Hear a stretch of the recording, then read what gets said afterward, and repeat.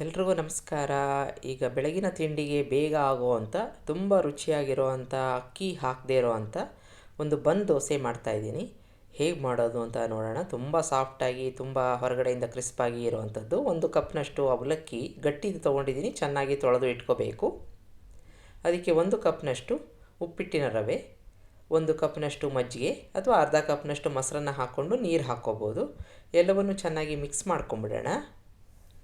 ಈಗ ಮಿಕ್ಸ್ ಆಗಿದೆ. ಇದನ್ನು ಸುಮಾರು ಒಂದು 20ರಿಂದ 30 ನಿಮಿಷ ನೆನೆಯೋಕ್ಕೆ ಬಿಡಬೇಕು. ಈಗ ಚೆನ್ನಾಗಿ ನೆಂದಿದೆ. ಇದನ್ನು ಮಿಕ್ಸಿ ಜಾರ್ಗೆ ಹಾಕ್ಕೊಂಡು ನುಣ್ಣಗೆ ರುಬ್ಕೋಬೇಕು, ನೀರು ಹಾಕೋದು ಬೇಡ. ಈಗ ಇದನ್ನು ಹಿಟ್ಟು ಥರ ನೀವು ರುಬ್ಕೋಬೇಕು. ನೆಂದಿರೋದ್ರಿಂದ ಚೆನ್ನಾಗಿ ಮೆತ್ತಗಾಗುತ್ತೆ. ಈಗ ರುಬ್ಕೊಂಡಿರೋದನ್ನು ಒಂದು ಪಾತ್ರೆಗೆ ಹಾಕ್ಕೊಳ್ಳೋಣ. ಈಗ ಇದಕ್ಕೆ 1/4 ಕಪ್ನಷ್ಟು ಅಕ್ಕಿ ಹಿಟ್ಟನ್ನು ಹಾಕ್ಕೋತಾ ಇದ್ದೀನಿ, ಸ್ವಲ್ಪ ಕ್ರಿಸ್ಪಾಗಿ ಬರುತ್ತೆ ಅಂತ. ಚೆನ್ನಾಗಿ ಮಿಕ್ಸ್ ಮಾಡ್ಕೊಂಬಿಡಬೇಕು. ಈಗ ಎರಡೂ ಚೆನ್ನಾಗಿ ಬೆರೆತ್ಕೊಂಡಿದೆ. ಈ ಒಂದು ಹದದಲ್ಲಿ ಇರಲಿ, ತುಂಬ ನೀರಾಗಿ ಬೇಡ. ಹಾಗಾಗಿ ರುಬ್ಬಬೇಕಾದ್ರೆ ನೀರು ಹಾಕೋದು ಬೇಡ.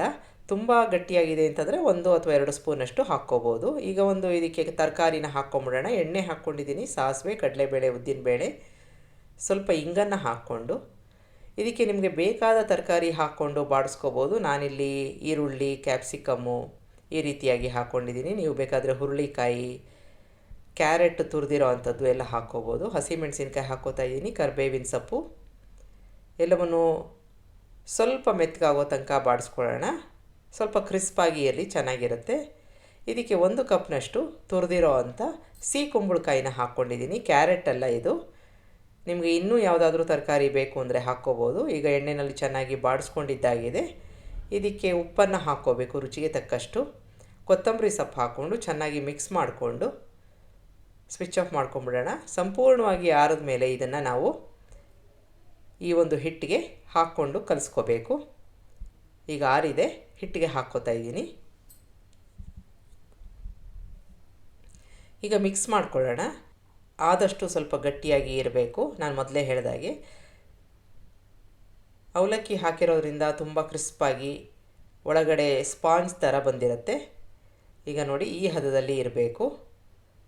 ನೀರಾಗಿದ್ದರೆ ಚೆನ್ನಾಗಿರಲ್ಲ. ಈಗ ಒಂದು ಅರ್ಧ ಟೀ ಸ್ಪೂನಷ್ಟು ಈನೋ ಹಾಕ್ಕೋತಾ ಇದ್ದೀನಿ. ಬೇಡದೆ ಹೋದರೆ ಸ್ಕಿಪ್ ಮಾಡ್ಕೋಬೋದು, ಇದು ಆಪ್ಷನಲ್ಲು. ಚೆನ್ನಾಗಿ ಮಿಕ್ಸ್ ಮಾಡಿಕೊಂಡು ನಾನಿಲ್ಲಿ ಒಂದು ಸಣ್ಣ ಬಾಣಲೆನ ಇಟ್ಕೊಂಡಿದ್ದೀನಿ, ಅಷ್ಟೇ ಸೈಜಲ್ಲಿ ಬರಲಿ ಅಂತ. ನಿಮಗೆ ಯಾವುದು ಬಾಣಲೆ ಬೇಕೋ ಅದನ್ನು ಇಟ್ಕೋಬೋದು. 1 ಸ್ಪೂನಷ್ಟು ಎಣ್ಣೆ ಹಾಕ್ಕೊಂಡು ಸಣ್ಣ ಸೌಟಲ್ಲಿ 2 ಸೌಟಷ್ಟು ಹಿಟ್ಟನ್ನು ಹಾಕ್ಕೊಂಡು ಈ ರೀತಿಯಾಗಿ ಒಂದು ಬನ್ ಇರುತ್ತಲ್ಲ, ಆ ರೀತಿಯಾಗಿ ಒಂದು ಶೇಪಲ್ಲಿ ಕೊಡಬೇಕು. ಈಗ ಮೀಡಿಯಮ್ ಉರಿನಲ್ಲಿ ಮುಚ್ಚಳ ಮುಚ್ಚಿ ನಿಧಾನಕ್ಕೆ ಬೇಯಿಸ್ಕೊಳ್ಳೋಣ. ಚೆನ್ನಾಗಿ ಗರ್ಗರಿಯಾಗುತ್ತೆ.